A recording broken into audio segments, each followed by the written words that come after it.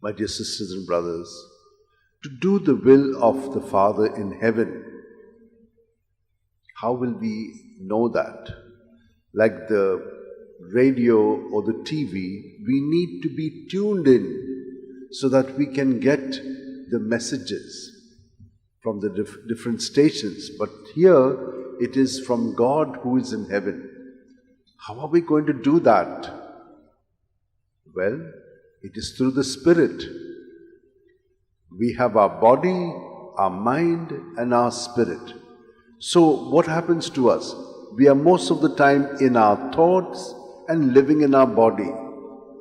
But our thoughts should not be controlling our body or our spirit.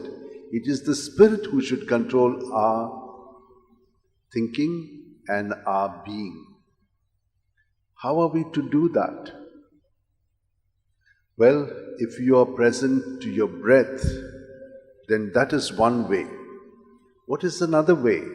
St. Ignatius told us, use your imagination and look at Jesus, listen to Him, see what He is doing, see how they are in that group. So this is another way. But really, if you want to get in tune with the Spirit, it is the spiritual gifts that we need to have, like the speaking in tongues. What is speaking in tongues? It is to be able to communicate beyond concepts. And we do this communication. Look at us when we are with a child. How do we communicate with the child? We all become like a child. What do we say? We're saying all that type of thing. And the child also is happy when it senses those kinds of vibrations through our language and body. And so there is a communication. The mother is the most sensitive to the child because she knows every little whisper or groan of the child. She's attuned to it. That's a spiritual communication. And all of us do have it, but we are burdened by our thinking, and our thinking blocks all this. So we judge people from our thought, not being present to people. That's what Jesus is telling us. We should be attuned to His presence. When Jesus is within us, because of our baptism, because of the breath of God in us, we can be easily attuned to Him. And that's the best way we can know what He wants of us. Because when you surrender your thoughts, your feelings, just by the name of Jesus, Jesus, Jesus at your breath, then internally you begin to experience a freedom and an openness to be present to silence, which begins to reformat our thinking, guided by the Spirit of Jesus. And that is how we come to clarity. Look at what is happening in the first reading. Michael is one who is on behalf of the people pleading to Yahweh, asking Him to be merciful to them.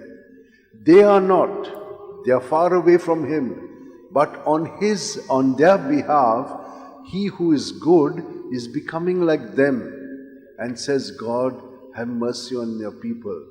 And therefore, God does that on His recommendation, because if even one person is good, God will save the rest.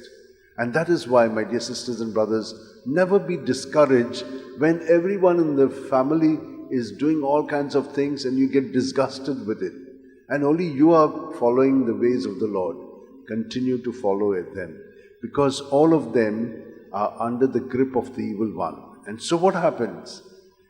When you keep their thoughts and feelings in Jesus and what you are feeling in Jesus, then He will enlighten you. He'll show you how to go about. Your thinking will begin to be that compassionate, understanding, accepting presence. And the strength will come from the Lord. And that is what love is. So we see how in the readings this is given to us. And that is how we can follow the will of God. Today, Rufina and Justa, they were two women who were selling earthenware in Sevilla, that is in the 3rd century, that is in Spain.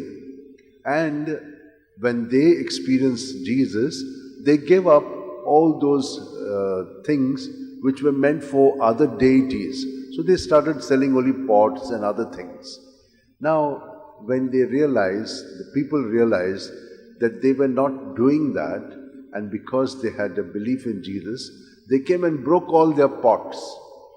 In anger, these also did something. There was the deity whom they used to worship, so they threw down that deity also. They were furious and they took her to the governor. And the governor, gave them in the hands of the prefect, who said, "Come on, you have to now worship the same deity whom you threw down."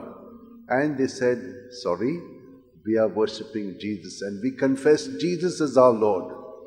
They told them, "If you do this now, be careful." They said, "No, we are going to." He said, "Okay, put them on the rack and then stretch them and with hooks tear their sides." Justa died on the rack and Justina was strangled to death and burnt afterwards. So you see how they did not give in to false worship. They stood by and they got the grace. Did they do the will of God? Yes. But were they also compassionate towards those who were doing them bad? They were. They also wanted them to arrive at the same faith in Jesus. And therefore, as I said, in our homes, in our relationships, in the place of work, we will have to bear witness to Jesus. And the Lord is giving us His Spirit, and He's coming into our hearts during this Mass so that we have His strength. Let us now join our hands, look into ourselves at every breath, not allowing our thoughts to control us, but the Spirit of God to control our thinking so that our body is the channel of God's love and grace.